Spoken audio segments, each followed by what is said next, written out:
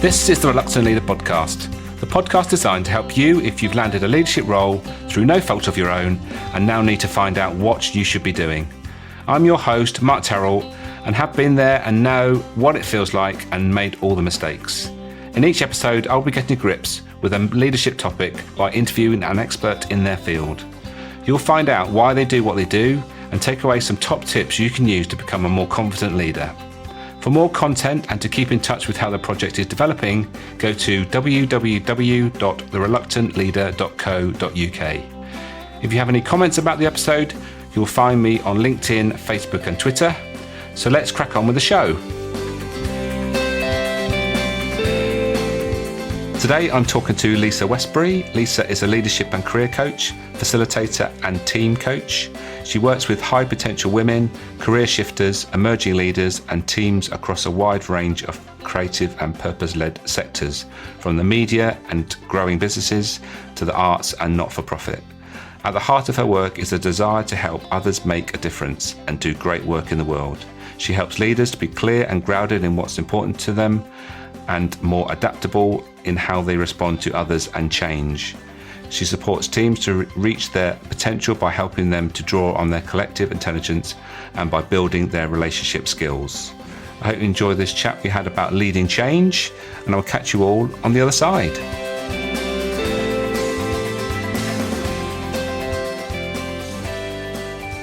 Lisa, welcome to the Reluctant Leader podcast. Hello, really delighted to be here. We've known each other for a little while, and we met out. It was Christmas Day, wasn't it? And we were talking about things, and we came up with this idea about talking about change management or leading change, and here we are talking about it. So it's funny how these things come about. But before we get stuck into the leading change bit, I think we should first of all ask you why you do what you do. What was the pivotal moment that started you down this path? Great. So, I'm a coach and facilitator and do a bit of team coaching and training as well. And I guess like most coaches, what I love to do is to help grow the potential in others. I think that's what most of us would say we like doing. But for me, it's specifically around helping people who want to make a difference in the world to do things better, to help people, even if it is actually just to do business in a better way. Those are the people that I really love to help and the teams that I really love to help. And I think that probably comes from having a really strong value around making a difference myself. And as I discovered with my motivational map that you first introduced me to, that's a really important driver for me too. So I guess I get to have my cake and eat it in doing the work that I love. And I think the pivotal moment for me was when I was working in central government. I'd actually, through sort of having those sorts of strong values, I'd found myself working in government for about 12 years, and specifically around staff engagement, change communications, organisational change. And I suppose I've been around the block quite a few times on those sorts of issues. There certainly was a lot of change going on in government at the time. I just sort of reached this point where it was starting to feel like Groundhog Day. I was doing the same things. I didn't feel like I was making a difference anymore. I'd actually had a couple of sort of personal tragedies, I suppose, are sort of parts of life. Two deaths in my family, very close to me. And I'd had a little girl by that point as well. I was just starting to think, this isn't worth it anymore. I'm commuting 4 hours a day. I'm working really, really hard and long hours. I need to make a change myself. And I was talking to somebody in my team who is a part-time coach, part-time communicator.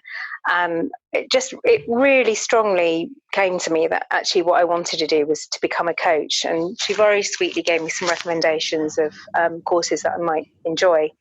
And I just went on one of those taster weekends, and that was it. I couldn't stop smiling. I knew I'd found what I really loved to do, and I knew that that's what I had been enjoying, that kind of coaching and helping my team. And that's what I needed to get away and start doing as soon as I could. So that was it for me.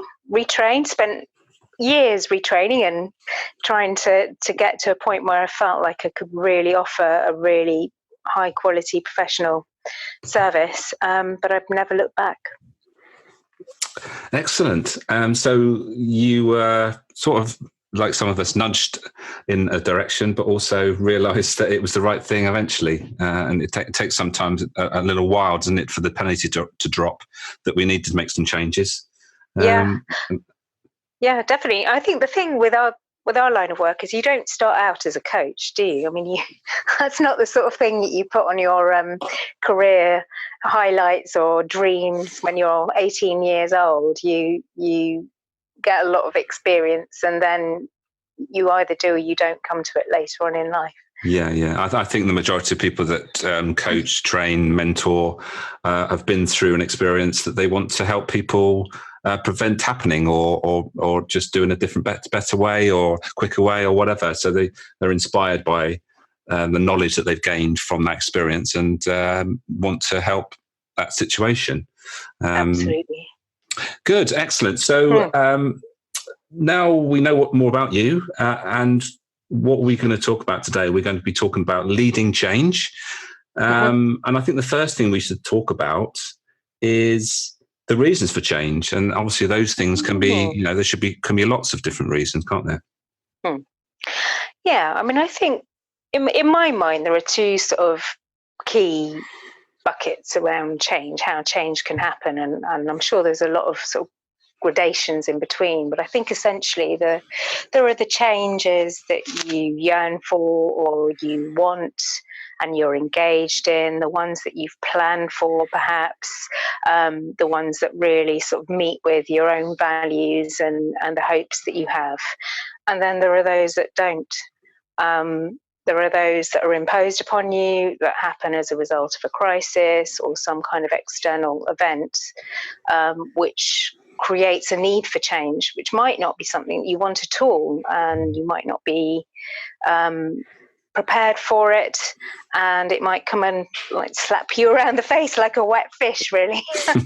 And I think, there can be a lot of fear in both camps, actually, around change, because change is not one of the things that we as humans tend to love, not many of us anyway. But it's a lot more difficult to lead change when it's that second category of things that happen that you need to respond to and sort out. And those sort of things can vary in degree from technological changes that have to come along. Well, they don't have to come along; they just they come along, don't they?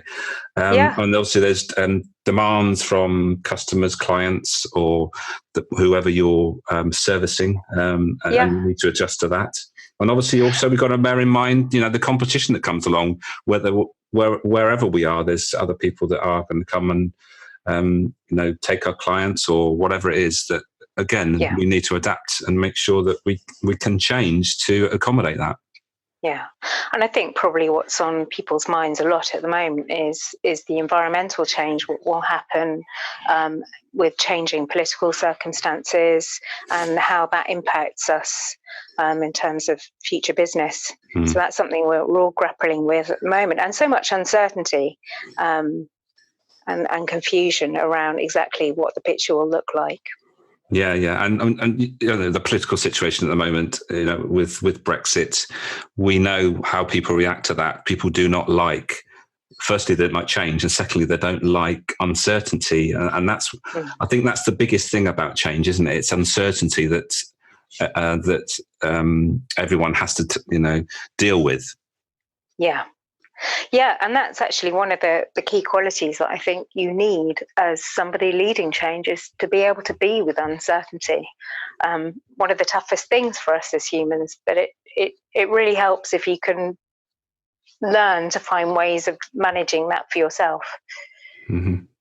Yeah. Yeah. And obviously we're talking about leading change here. So we're leading other people through a change process. So what's the steps that you would start thinking about when there is change on the horizon, if you're leading people in a team, or even just one or two people? I guess it's the same thing, isn't it? It is. I think first up, I'd really be making sure that you're communicating as soon as you can with people about change. I think one of the things that people feel they need to do is have the answers or have certainties, and they worry about worrying other people. But actually, it's much worse for people if they suspect that something's going on, or they see something potentially on the horizon, and they don't have any communication with you as a leader about what's going on. And I think even if nothing's going on, it's all, one of the principles of change communication is just communicate. It doesn't even matter if you haven't got anything to communicate. It's really important just to start that discussion with people, and to start to listen to what their fears are and what their hopes are around the change. That's absolutely critical. Yeah, and it's, I suppose, having communication channels that are open and transparent as well, isn't it? I think, yes, that's absolutely true. There are lots of different ways of listening and speaking to people. I think depending on the size of your organisation, you need to think about what's fit for purpose. But having a couple of things written down very clearly can help, but it won't really bring you that level of engagement to find out how people are feeling. So the face-to-face communication is absolutely critical. And even just having that sort of let's have a lunch from time to time to talk about things like this really enables you to find out what's below the surface of people's everyday working concerns. Mm-hmm.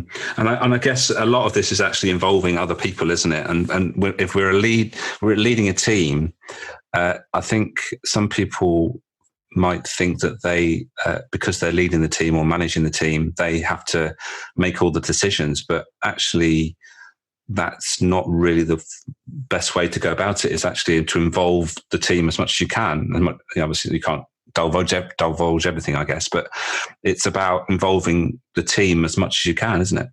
Yeah, absolutely.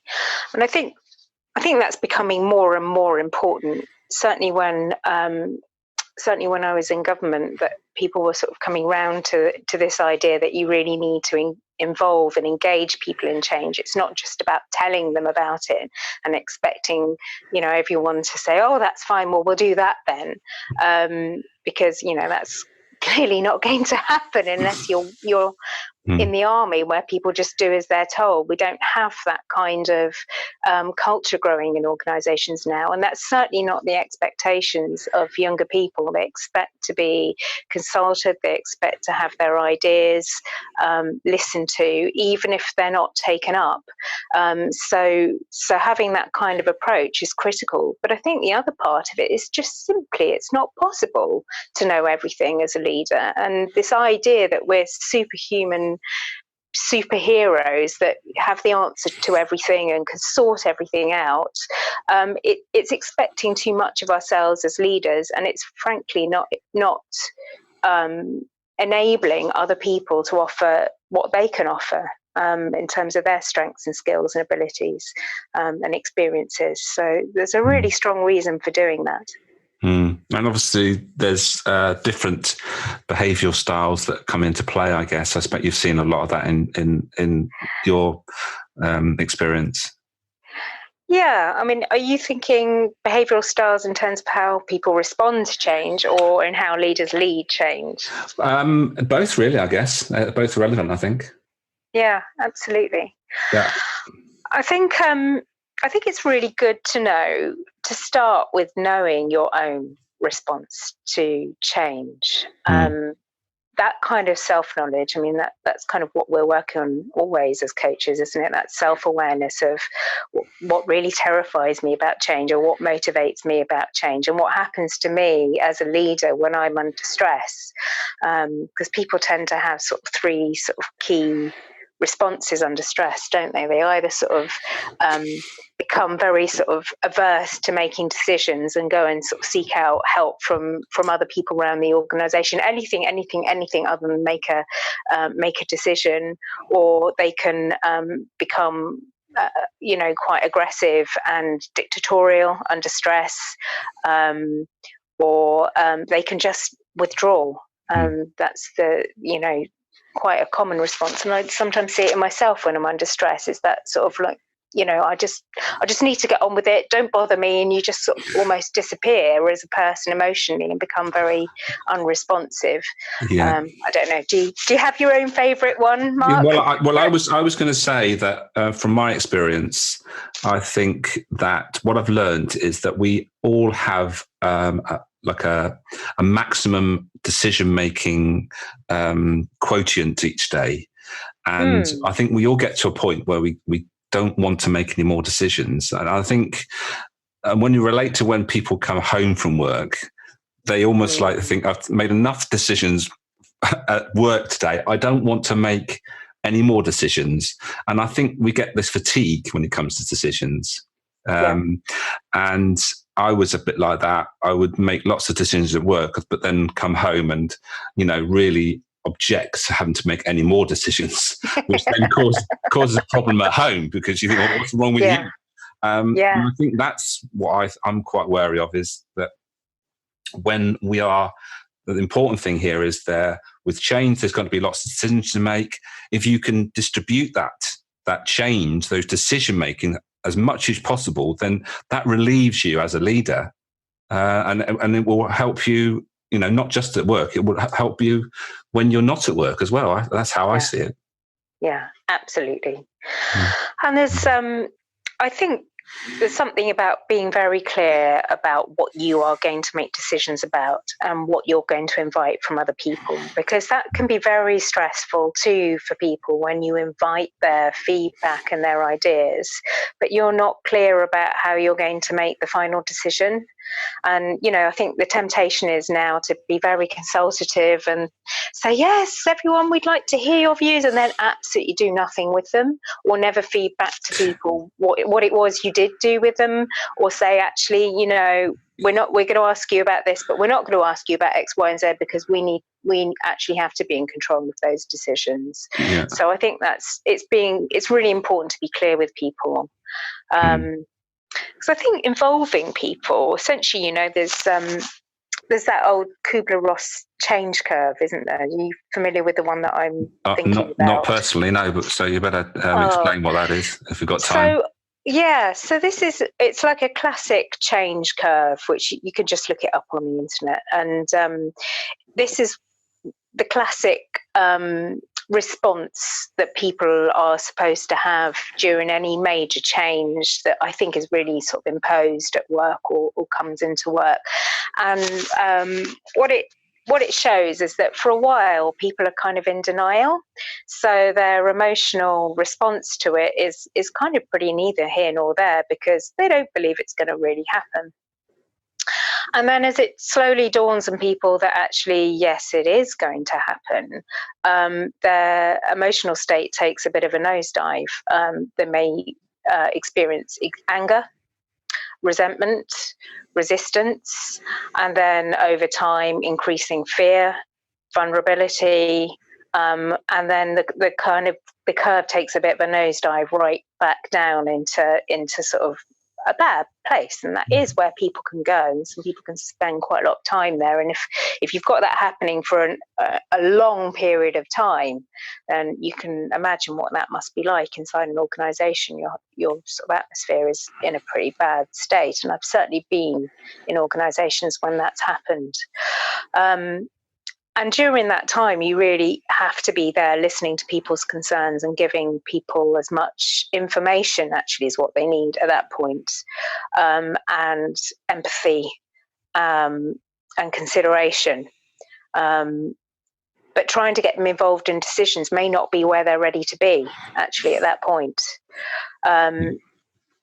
It's it's when people start to sort of see that there might be a future, and you can start to engage them in what better would look like or good would look like, that they start to get back some sense of control and wanting to be involved and engaged in how that change happens. And then as you start to do that, then once people feel a bit more certain about their position, how they can be involved in the change, then morale starts to creep up again, and people will either feel more positive about the organisation, or they will leave it if they don't like the direction it's taking. Yeah. And I guess communicating the reason for the change, and also making sure that it's clear why not changing is not an option, because there's a threat of not changing, isn't there? And making sure that that's clear, and that staying the same isn't an option because X, Y, and Z. We now know that we have to change, and this is where we want to be. It's being clear about what the current situation is, why the change is needed, how it's going to happen, and what we want the outcome to be. And it's being clear about what the outcome is, so that then you can get people's input. If people aren't understanding what the outcome is or what we're actually moving towards, then it's very difficult for people to actually get involved and make, have a contribution. Yeah, exactly. I think that you've really pointed to one of the, the key traits that we hear about leaders needing to be able to give a clear vision for the future. And I think, at some level, people can contribute to that vision as well. When I was in the Home Office, one of the hardest things that happened to us in that organisation was we had a Home Secretary who came in and said that the organisation was not fit for purpose. Well, you can imagine how 30,000 civil servants who thought they were making a difference felt about that at the time. But, he had some very clear reasons for doing that. And he clearly wanted to, to actually make it clear that it wasn't acceptable how things were being run at the time. But one of the things that the board did at that point, after communicating why we had to change, and that there was a task force put in place to help make that happen, was what they kind of said to staff was, well, what's the ambition that you as staff want to have in restoring our reputation? So they then asked staff to help develop a sort of ambition for the organisation, and because they involved them in that ambition, it was an ambition that was resonant, and that people could get behind, and that became a hugely positive force in getting some positive common purpose, I suppose, for making change happen. Right. So that can make a big difference as well. You can involve people in that level of visioning. Yeah, and I guess as you start down the process, it's important to recognise when milestones have been met, that that you are making progress as well. Yeah. Oh, yeah, absolutely. And I think some people need time to celebrate and reflect on where they've come from, and just notice that progress is happening. I mean, even at individual level, we see that when we're working with people, don't we? They need to know that it's not all just a relentless uphill struggle, that you're continuously making progress along the way. Definitely. Yeah, and I suppose it's not typical. I mean, you mentioned the Home Office with 30,000 people. That's that's a massive change, affecting a massive amount of people. Yeah. But if we bring it back down to a small organisation that maybe only be a handful of people, it's probably easier to communicate, maybe. But it's still the same principles, isn't it? It's about making sure that you are not taking anything for granted, making sure you're communicating, making sure that you're always coming back to the fact that we know why we're doing this. It's because of this, and this is where we're going to. It's constantly reiterating that message, isn't it, I guess? Absolutely. And I don't think it, as you say, I don't think it really matters whether it's 30,000 or 5 people in an organisation. We all need that communication. We all need to be listened to and heard, and we all want our position to be considered in any change. And I think there's quite a helpful way of thinking about change, both from an individual point of view and from a sort of staff point of view, in thinking about how changes do succeed. There's this idea that change is a bit like going over an edge. You know, if you think of it being a bit like a sort of mountain or a hillside, on this side of the apex, there's what's known. It might be really uncomfortable and horrible, but you know it and it's safe. And on the other side of the mountain is what's unknown. And for some people, just not knowing is awful and horrendous. And they're just going to stay right where they are. We call those people the tradition holders because, you know, we've got traditions and they're good, and we need to stick with them. Why would we possibly go over that mountain? It's perfectly good where we are. And then there are, of course, the people who really love change. And I don't know if you've got any figures on it, but I'm not sure that they're the majority. But there are some people who give them a change and they'll be like, right, yep, let's go over the other side. Let's see what it's like. I'm all for it. This is exciting. And off they go. And then there are other people who are a bit more circumspect, in the middle, who might be prepared to be a bit of a path builder. So if you convince them it's worth going for that change or that it's really needed, they'll do a bit of an assessment and then they'll think about how they can make the road over the mountain. And they may even bring some of your tradition holders with you, and they'll strength test it, and they'll make sure that all the plans are in place. And, you know, they are the road builders for change. And even in an organisation of 5 people, I bet you'll find a spread of traditionists, path builders and leapers. And you could probably recognise where those leapers usually are, even from your own experience. Yeah, well, what I seem to see is that people join organisations for a particular reason, and they're a particular type of person, motivated in a particular way. And as we know, that certain people are motivated by change. They like change. And we also know that people are also motivated to stay the same. And it's not those people don't want to change, it's that they take more convincing. And they've taken that, decision to stay with that organisation, probably because they see it as a safe place to be. So they are probably they're not going to embrace change quite so much, because the reason why they joined that organisation was because they could see it was going to be fairly stable. And when change comes along, they're going to think, oh my God, this is not what I expected. Whereas someone that's maybe joined an organisation because it's a startup, it's exciting and it's all changing, then they will almost be expecting it to change. So they would be a lot easier to manage. And they would be almost like embracing it. Oh yes, it's more change, and that's fine by us. But it really comes back to the point of why somebody joined their organisation and their mindset as to, am I here for change, or am I here because I want stable, secure, predictable future?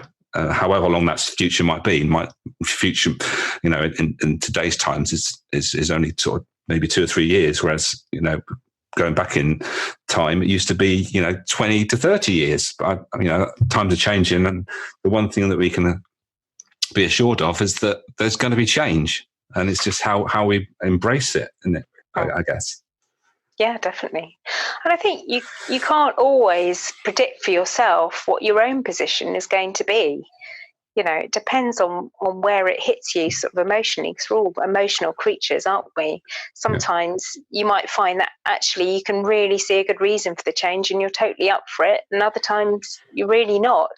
So it's being able to sort of assess where people are and not make them wrong, because that's that is their experience, and there's always a value or a strength in that experience. There's always something to learn from those people that they can offer you. You know, if somebody's sort of steadfastly standing where they are, why is it? What is it they hold? What kind of experience do they hold in that organisation? Perhaps they've been there for 10 years and they've tried a few things that haven't worked, and, you know, familiar with those sorts of voices, or you know, been there before. But, you know, what's the value in that? Could they test things out for you?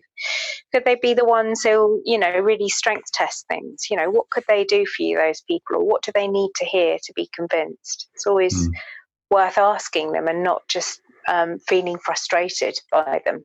Yeah, I think every team needs people that are going to question and not just accept things that's thrown at them, because otherwise, you know, you're just going along almost like in a chaotic fashion. Whereas, you know, if you've got people that are a bit more, well, hang on a minute, let's think about this a bit and spend a bit more time thinking about it, that will slow down the people that are, you know, going to change. And, you know, having a balance is really important, I think. And I've seen lots of high change, high growth teams that really need somebody there just to, you know, just to make them think a bit. And, you know, sometimes it's my role as a coach just to say, well, hang on a minute, I think you might want to think a bit more about this before you start down that path. So exactly. I think it's really important to embrace everyone's point of view and get their point of view, and not disregard anybody, because it's a big mistake, I think. Yeah, exactly. I think if you can view it as useful, if you can find a way of making it useful, then you'll be using that kind of collective intelligence of your team. Yeah, absolutely. Good stuff. Excellent. So we are heading towards time running out on us. So I think it's a good time now just to sum up in maybe some 3 top tips we can leave our listeners with if they are in the middle of, or maybe even heading towards some change. What would you see were the top 3 things that people should be taking into account? I think first up, really know how you respond to change yourself, and in particular this change, because if you're going to lead it with integrity, which is what your staff want from you, then you're going to need to first up take care of yourself and your own needs, and know how you can find something in the change that you can believe in and talk to people about, and do that really authentically. Also know where you need support, and what helps you to maintain resilience, because most changes are pretty tough on people. And if you're the leader, then you need to look after yourself so you can really help take care of other people as well. So that would be my first tip. The second would be really know where your people are at, and do not make any assumptions about where that is, and really speak to them like we've been talking about. Engage them in the change and find out how they're feeling about it. And the third would be to work with all the different types of people that you have in your organisation in the way that they can be most useful and contribute to the change, as we've been talking about. I think it's know that the leapers and the change-friendly people have their strengths, and also they can miss a lot. That the path builders, the people that can really help to make change happen effectively, again, have their strengths, and they can also lose motivation. And to really listen to those tradition holders and what value they can bring in helping to make a change effective, and not sort of get caught out by the problems that you might do if you sort of skip along gaily expecting it all to work. Those would be my 3 top tips. Brilliant stuff. It was something I meant to mention, actually, that I picked up when I was Googling the subject, and it's a simple thing to remember, actually. It's consider your passengers. And I think as a leader, you know, consider everybody that's in the bus with you, and make sure you're taking everybody into account, which is probably what you've just said in 3 top tips, really. So thank you very much for your time today, Lisa. It's been great. I've really enjoyed it. Hopefully we'll get a chance again to talk about maybe another subject at some point. But for That'd now, be great. yeah. So for now, we'll say goodbye and see you again soon. Thanks, Mark. Really enjoyed it. Take care.